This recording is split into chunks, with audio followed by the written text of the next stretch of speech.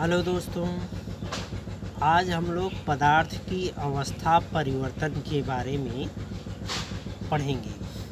तो पदार्थ की अवस्था में परिवर्तन होता रहता है। हम लोग जानते हैं कि पदार्थ जो है तीन अवस्थाओं में पाया जाता है: ठोस अवस्था, द्रव अवस्था और गैस अवस्था। तो कुछ पदार्थ ऐसे होते हैं, जैसे कि हम सभी लोग जानते हैं कि जल एक ऐसा पदार्थ होता है जो तीनों अवस्थाओं में पाया जाता है। ठोस अवस्था में यह बर्फ के रूप में, द्रव अवस्था में यह जल के रूप में तथा गैस अवस्था में यह जल वाष्प या भाप के रूप में पाया जाता है। तो चलिए हम लोग देखते हैं कि ये जो ठोस से द्रव अवस्था, द्रव से गैस अवस्था, जो विभिन्न अवस्था में परिवर्तन होता है, उसको क्या नाम दिया जाता है और उस क्रिया को क्या कहते हैं हम लोग। तो सबसे पहले दोस्तों, जैसे ठोस है, जब पदार्थ की ठोस अवस्था द्रव अवस्था में बदल जाती है तो पदार्थ की इस क्रिया को गलन कहते हैं। जैसे पदार्थ कोई है, ठोस अवस्था में है और वह जो है द्रव अवस्था में बदल रहा है, तो इस जो ये क्रिया होती है ठोस से द्रव के रूप में बदलना, इस क्रिया को गलन कहते हैं। और ठीक उसके विपरीत जो क्रिया होती है, जैसे कोई द्रव पदार्थ है, वह जो है द्रव ठोस अवस्था में बदल जा रहा है, टेम्परेचर के परिवर्तन के कारण ही होता है। जैसे ठोस अवस्था जो है द्रव अवस्था में बदलता है, तो पहले तो ठोस अवस्था से किसी पदार्थ की ठोस अवस्था से द्रव अवस्था में बदलने की क्रिया जो होती है उसको गलन कहते हैं, ठीक है।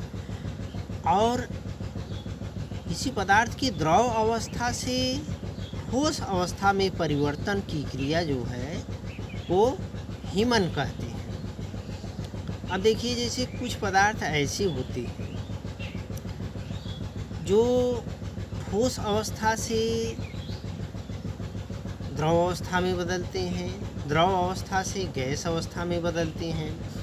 तो ये जो ठोस अवस्था से द्रव अवस्था में बदलने की क्रिया होती है, इसको तो गलन कहते हैं। और जो द्रव अवस्था से ठोस अवस्था में बदलते हैं, इस क्रिया को हिमन कहते हैं, जमना है। अब द्रव अवस्था से अगर कोई पदार्थ गैस अवस्था में बदलता है, तो इस क्रिया को हम लोग वाष्पीकरण कहते हैं। जब कोई पदार्थ द्रव अवस्था से गैस की अवस्था प्राप्त करता है, तो ये जो क्रिया होती है उसको वाष्पीकरण कहते हैं। और ठीक इसके विपरीत जो, जैसे कोई गैस है, कोई पदार्थ अपनी गैस अवस्था से द्रव अवस्था में परिवर्तित होता है या बदलता है, तो उसको संघनन कहते हैं। अब यहाँ आइए, जैसे कुछ पदार्थ ऐसे भी होते हैं जो ठोस अवस्था से द्रव अवस्था में बिना बदले, ठोस अवस्था से द्रव अवस्था में नहीं बदलते हैं, वो सीधे ठोस अवस्था से गैस अवस्था में बदल जाते हैं और गैस अवस्था से बिना द्रव अवस्था में बदले ही ठोस अवस्था में बदल जाते हैं। तो जब कोई ठोस पदार्थ बिना द्रव अवस्था में बदले ही सीधे गैस अवस्था में बदल जाता है, तो उस क्रिया को ऊर्ध्वपातन कहते हैं। ऊर्ध्वपातन क्या है? जब कोई भी पदार्थ है ठोस अवस्था में है और वह सीधे गैस अवस्था में बदल जाता है बिना द्रव में बदले, तो उस क्रिया को ऊर्ध्वपातन कहते हैं। और ठीक इसके विपरीत की क्रिया, जब कोई पदार्थ गैस अवस्था से सीधे जो है बिना द्रव में बदले ठोस अवस्था में बदल जाता है, तो इस क्रिया को निक्षेपण कहते हैं। तो यहाँ देख रहे हैं ऊर्ध्वपातन और निक्षेपण, एक दूसरे के विपरीत की क्रिया है। जैसे ऊर्ध्वपातन में क्या होता है कि कोई ठोस वस्तु है, पदार्थ है, वह जो है बिना द्रव में बदले सीधा गैस में बदल जा रही है, तो इस क्रिया को तो ऊर्ध्वपातन कहेंगे। ठीक उसके विपरीत कोई जो है गैस अवस्था में जो पदार्थ है वह बिना द्रव में बदले ठोस में बदल जा रहा है, तो इस क्रिया को निक्षेपण कहते हैं। तो इस तरह से हम लोग देखते हैं कि पदार्थ की जो 3 अवस्था होती है, ठोस, द्रव तथा गैस अवस्था होती है, इसमें जो परिवर्तन होता है वो केवल टेम्परेचर और प्रेशर के कारण होता है। मुख्य रूप से तापक्रम में परिवर्तन के कारण होता है। सीधे तौर पर हम लोग देखते हैं कि जब भी ताप में वृद्धि हम लोग करते हैं, बढ़ोतरी करते हैं, बढ़ाते हैं ताप, तो ठोस पदार्थ जो है द्रव में बदलने लगता है।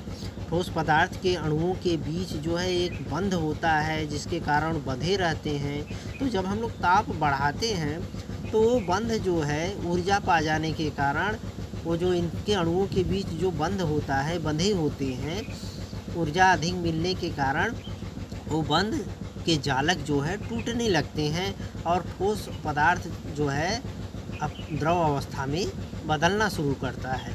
और अधिक टेम्परेचर बढ़ाते हैं तो वो जो द्रव अवस्था होता है पदार्थ की, वो जो है गैस अवस्था के रूप में बदलने लगता है। और ठीक इसके विपरीत क्रिया हम लोग देखते हैं कि जैसे गैस है, गैस अवस्था में अगर टेम्परेचर हम लोग कम करते हैं, ताप में कमी करना शुरू करते हैं गैस अवस्था में, तो वो धीरे धीरे जो है द्रव अवस्था का रूप लेने लगती है। और अधिक कमी करने पर द्रव अवस्था धीरे धीरे जो है ठोस अवस्था में परिवर्तित होने लगती है। तो हम लोग इस तरह से कह सकते हैं कि हम लोग ये तो जान गए कि गलन क्या है। अब गलनांक क्या होता है? ये तो क्रिया ठोस से द्रव अवस्था में परिवर्तन की क्रिया जो है ये गलन कहलाती है। लेकिन गलनांक क्या हुआ?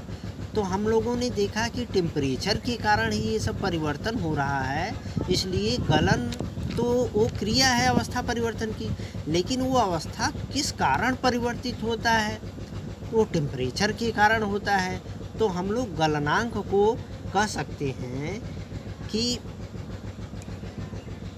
जिस ताप तथा एक वायुमंडल दाब पर कोई ठोस द्रव में परिवर्तित होता है उसे ठोस पदार्थ का गलनांक कहते हैं, क्योंकि वो टेम्परेचर का अंक होता है और एक निश्चित वायुमंडलीय दाब होता है जिसके कारण जो है ठोस गलना शुरू होता है। तो उस बिंदु को गलनांक बिंदु कहते हैं। इसी तरह से जो है ये तो हिमन हो गया। तो अब हिमांक किसे कह सकते हैं? हिमांक का मतलब है वह अंक, जमने का अंक जो टेम्परेचर का होता है वो हिमांक होगा। तो हम लोग कह सकते हैं जिस निश्चित ताप तथा एक वायुमंडल दाब पर द्रव जमना प्रारंभ करता है उसे द्रव का हिमांक बिंदु कहते हैं, क्योंकि वो निश्चित ताप रहता है ना। अब चाहे वो ताप में बढ़ोतरी होने के कारण जो है, ताप के अंक में बढ़ोतरी होने के कारण गलनांक कहलाता है, और ठीक उसी तरह से अगर ताप में कमी करेंगे तो वह अंक जो है हिमांक कहलाता है। तो इस तरह से हम लोग देखते हैं कि हिमांक और गलनांक क्या है। अब इसमें आपका आ जाएगा क्वथन तथा क्वथनांक। क्वथन तो हम लोग समझते हैं क्या है। क्वथन का मतलब वही क्रिया हो गई। चलिए, अच्छा, क्वथन के लिए दोस्तों हम लोग अगले कड़ी में आएंगे। तब तक के लिए पदार्थ की अवस्था परिवर्तन के बारे में जो हम लोग जाने हैं इतना ही। इसके आगे की वीडियो देखने के लिए आगे मिलते हैं। तब तक के लिए गुड बाय।